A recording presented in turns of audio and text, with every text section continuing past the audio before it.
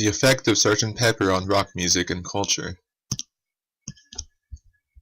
Since their invasion of the United States, the Beatles were always in the public eye. Everything about them was recorded, like interviews and concerts, but those are albums that received the most attention. One album, Sgt. Pepper's Lonely Hearts Club Band, received a vast amount of attention after its release, and it sure had audiences hyped up. But what was the effect that it had on rock music? Sgt. Pepper's Lonely Hearts Club Band was released mid-1967, just a short while after the Beatles stopped touring. It was their 8th out of 12 total studio albums released. Probably the most popular bands of the mid to late 60s, besides the Beatles, were the Rolling Stones, The Who, and the Beach Boys. All these bands were greatly influenced by society in their music, and specifically Sgt. Pepper's. The themes of aging, death, love, and abandonment were greatly touched on this album, mostly because these themes were also going on with the hippie and psychedelic movements.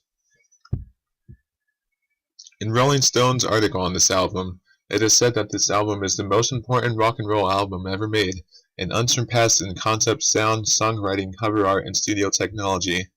I think this statement is true in the sense of studio technology. The songs on this album were not made to be performed, even though it still contained guitars and drums. There was also another wide range of instruments used, such as sitar, harp, and orchestra. This set an example that was followed by other bands of the time.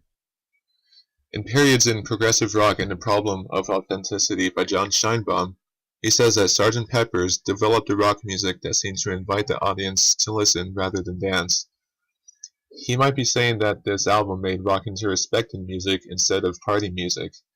Within You Without You, which is a song on this album, is a prime example of new styles on this album. Its exotic Indian feel is not something that most Americans of the time would have danced to. In Paul Cole's article, A Splendid Time is Guaranteed for All, the Beatles as Agents of Carnival, Cole argues that Sgt. Pepper's is in many ways the carnivalesque high point of the most carnivalesque decade of the century. Cole defines carnivalesque as breaking barriers.